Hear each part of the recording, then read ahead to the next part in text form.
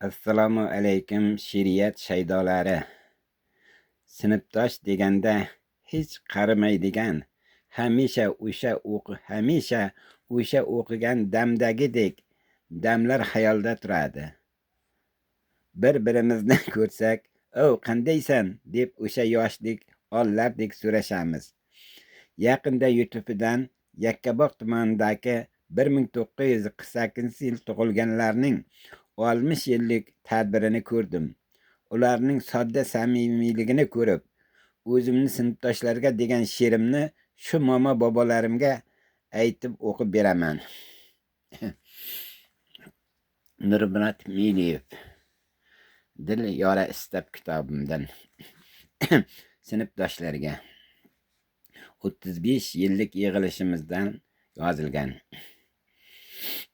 Kechagina otalar qo'ldan tutib onalar olib keldi maktabga, ma'rifatli oftobga. Ustoz bizni yetaklab, farzand kabi erkalab, assalomni o'rgatdi, qo'lga ruchka ushlatdi. Chappa qarab doskaga, o'tirganmiz partaga, archani o'qidik, alifbini cho'qidik.